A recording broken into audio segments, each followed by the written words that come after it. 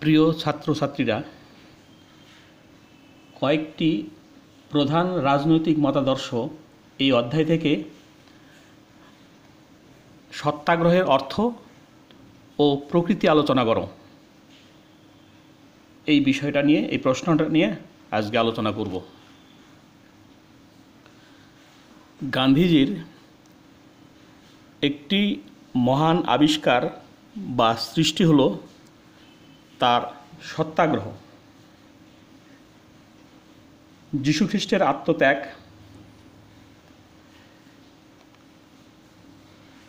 গৌতম বুদ্ধের অহিংসা ও প্রেমের বাণী এবং রাস্কিন, থোরো এবং টলস্টয়ের চিন্তাধারার দ্বারা প্রভাবিত হয়ে গান্ধীজি তার সত্যাগ্রহ সম্পর্কিত ধারণাটি ব্যক্ত করেন।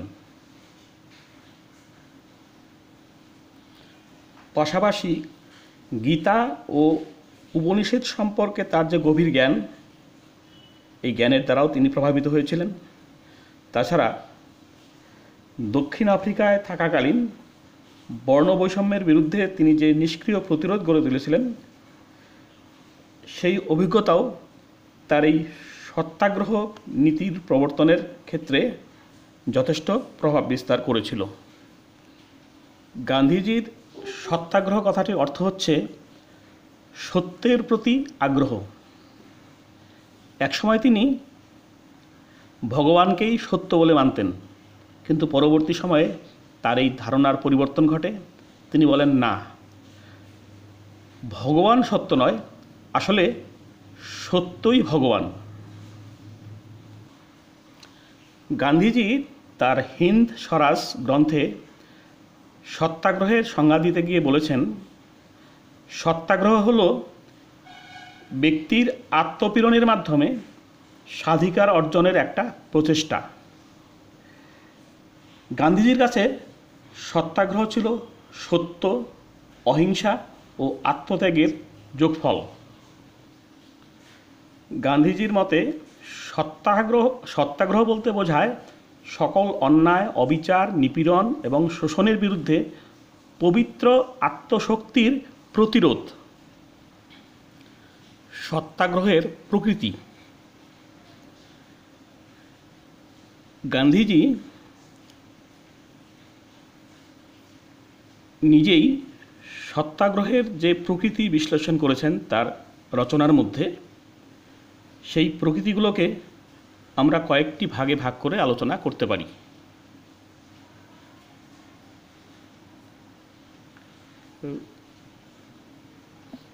এক নম্বর, আত্মিক শক্তির সংগ্রাম।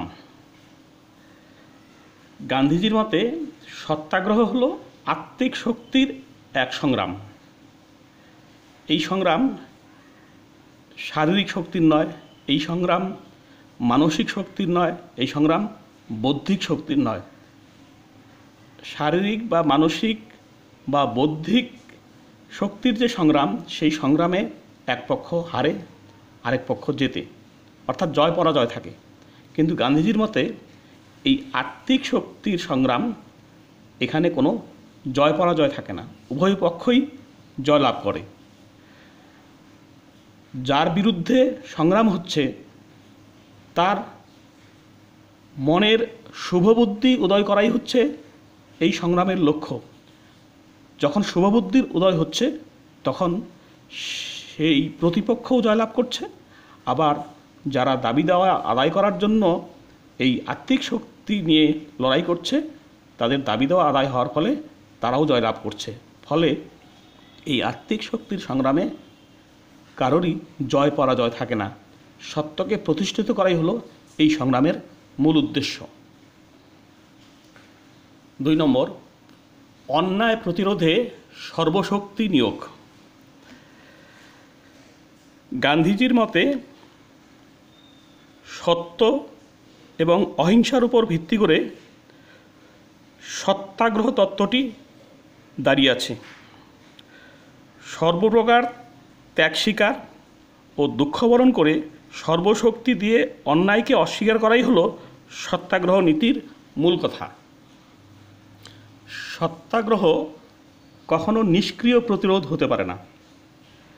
নিষ্ক্রিয় প্রতিরোধ হয় অন্যায়কারীর বিরুদ্ধে যখন নিষ্ক্রিয় থাকা হয়, অন্যায়ের প্রতিবাদও করবে না, অন্যায়কারীকে শুধু ঘৃণা করবে, এটা হচ্ছে নিষ্ক্রিয় প্রতিরোধ। কিন্তু গান্ধীজির মতে সত্যাগ্রহ হবে সক্রিয় প্রতিরোধ।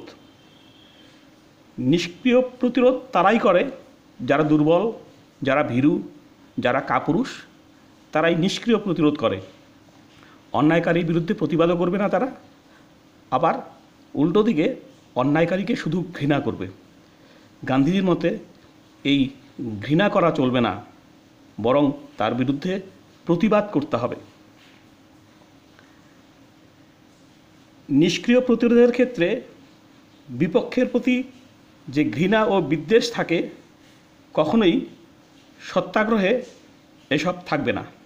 সত্যাগ্রহ হবে সদিচ্ছা এবং ভালোবাসার সাহায্যে সর্বশক্তি দিয়ে অন্যায়কারীর বিরুদ্ধে প্রতিরোধ গড়ে তুলতে হবে এবং অন্যায়কারীর মনকে জয় করতে হবে। অন্যায়কারীর মন জয় করে তাকে সত্যের পথে নিয়ে আসতে হবে। এটাই হচ্ছে সত্যাগ্রহ। 3 নম্বর, সৃজনশীল পদ্ধতি। গান্ধীজির মতে সত্যাগ্রহ হলো একটি সৃজনশীল পদ্ধতি, অর্থাৎ প্রতিপক্ষের বিরুদ্ধে আন্দোলন করবার ক্ষেত্রে এই পদ্ধতিটা হচ্ছে অন্য সমস্ত পদ্ধতি থেকে আলাদা। সেই জন্য এটা একটা মৌলিক, সেই জন্য এটাকে বলা হচ্ছে একটা সৃজনশীল পদ্ধতি। অন্য আন্দোলনের ক্ষেত্রে লক্ষ্য থাকে একটাই, সেটা হচ্ছে দাবি আদায় করা। সেখানে প্রতিপক্ষের মনে শুভবুদ্ধি উদয় করা কোনো লক্ষ্য থাকে না। কিন্তু গান্ধীজির যে এই সত্যাগ্রহের যে আন্দোলন, সেখানে একদিকে দাবি দেওয়া আদায় করার লক্ষ্য থাকে, পাশাপাশি শুধুমাত্র দাবি দেওয়া আদায় নয়, প্রতিপক্ষের মনে শুভবুদ্ধি জাগ্রত করে তার হৃদয়ের পরিবর্তন করা হচ্ছে সত্যাগ্রহের লক্ষ্য। যার জন্য এই সত্যাগ্রহের যে আন্দোলনের কৌশল, সেটাকে একটা সৃজনশীল কৌশল হিসাবে গান্ধীজি নিজেই বর্ণনা করেছেন। গান্ধীজি নিজেই বলেছেন যে সত্যাগ্রহ কোনো একজন ব্যক্তির বিরুদ্ধে নয়, কোনো একজন ব্যক্তির নীতির বিরুদ্ধে, সেই ব্যক্তির কর্মপদ্ধতির বিরুদ্ধে, সেই ব্যক্তির কাজের বিরুদ্ধে, কিন্তু কখনোই সেই ব্যক্তি মানুষের বিরুদ্ধে কখনো সত্যাগ্রহ আন্দোলন হতে পারে না। অর্থাৎ গান্ধীজি বোঝাতে চেয়েছেন যে ব্যক্তির কর্মপদ্ধতি খারাপ হতে পারে, ব্যক্তির নীতি খারাপ হতে পারে, কিন্তু ব্যক্তিটা কখনো খারাপ হতে পারে না। ফলে সেই ব্যক্তির কাছ থেকে একদিকে যেমন দাবি আদায় করতে হবে, ঠিক তেমনি তার কর্মপদ্ধতির পরিবর্তন করতে হবে। শুধু তাই না, সেই ব্যক্তির মনে শুভবুদ্ধির উদয় ঘটিয়ে ব্যক্তিকে সত্যের পথে নিয়ে আসতে হবে। তাহলেই সত্যাগ্রহের আন্দোলনের সুফল পাওয়া যাবে, সত্যাগ্রহের যে লক্ষ্য, সেই লক্ষ্যে পৌঁছানো যাবে। 4 নম্বর, সত্যাগ্রহ ও প্রতিপক্ষ। সত্যাগ্রহ যেহেতু একটি আন্দোলন, তাই তার প্রতিপক্ষ থাকবেই। এই প্রতিপক্ষের বিরুদ্ধে আন্দোলন করতে গিয়ে কখনোই সংঘাতের পথ নেওয়া যাবে না, আঘাত হানা যাবে না। সত্যাগ্রহের পথ সম্পূর্ণ আলাদা। এখানে প্রতিপক্ষের মন জয় করতে হবে। কি দিয়ে মন জয় করতে হবে?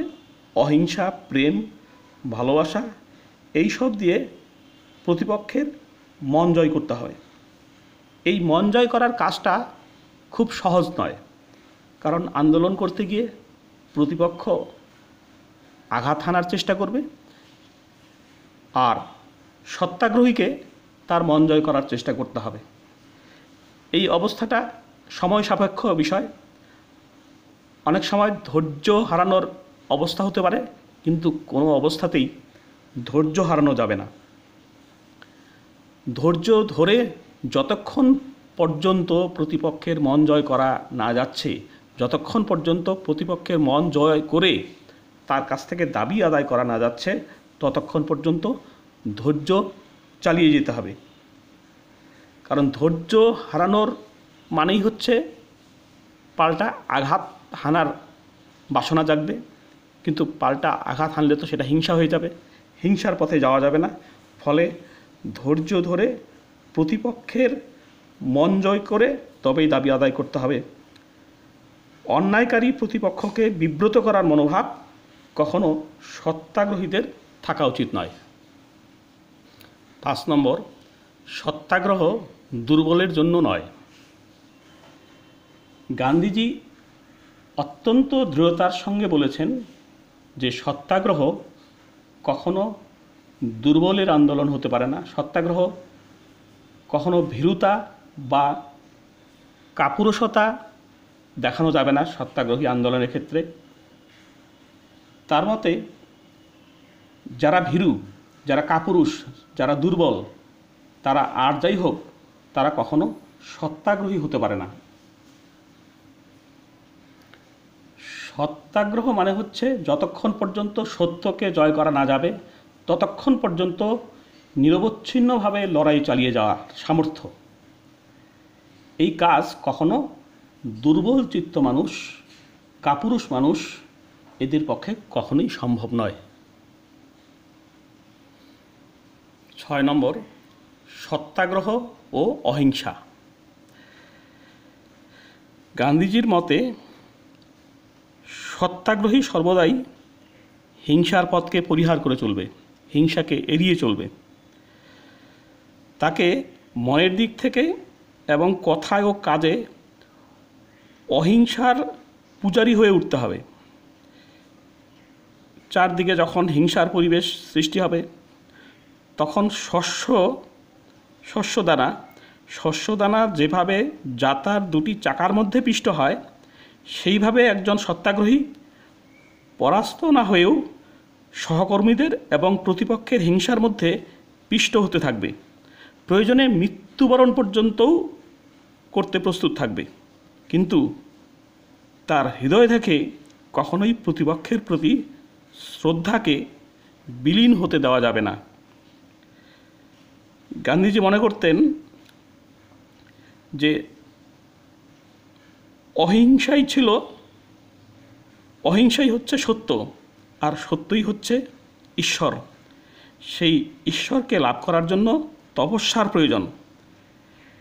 একজন সত্যাগ্রহী অন্যায়ের প্রতিরোধ কল্পে নিজের রক্তপাত করতে প্রস্তুত থাকবেন, আত্মবলিদান দিতেও কখনো দ্বিধাবোধ করবেন না। 7 নম্বর, সত্যাগ্রহের বিধি। গান্ধীজি সত্যাগ্রহ আন্দোলন যেভাবে হবে তার কিছু বিধির নির্দেশ দিয়েছেন। তিনি বলেছেন যারা সত্যাগ্রহী হবে তাদেরকে নির্ভীক হতে হবে।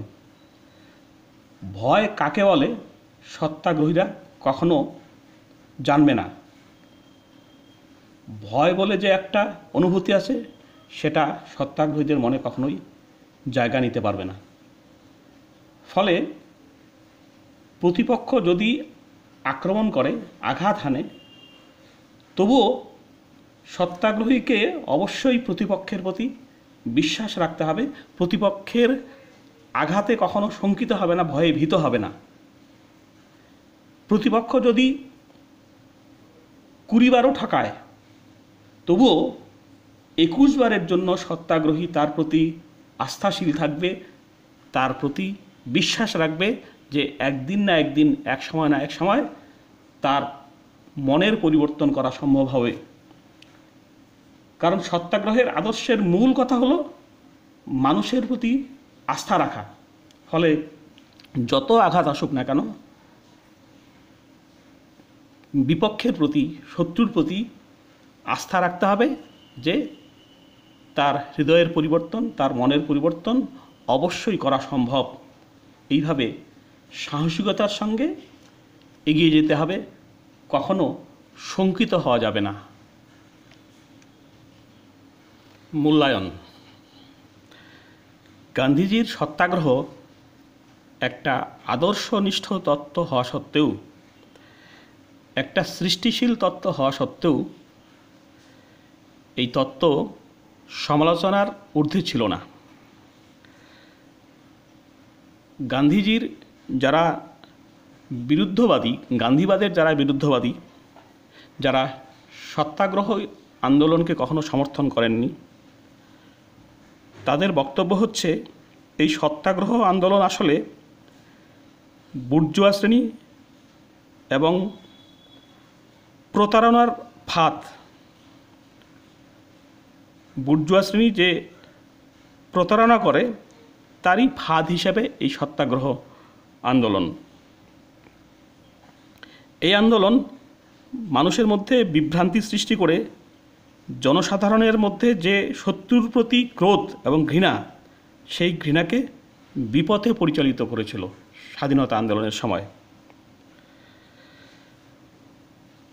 নরহরি কবিরাজের মতে গান্ধীজি এলিট শ্রেণী অর্থাৎ ধনিক শ্রেণী, যারা আরামপ্রিয়, এই আরামপ্রিয় এলিটদেরকে নিয়ে আন্দোলন পরিচালনা করাকেই নিরাপদ বলে মনে করতেন।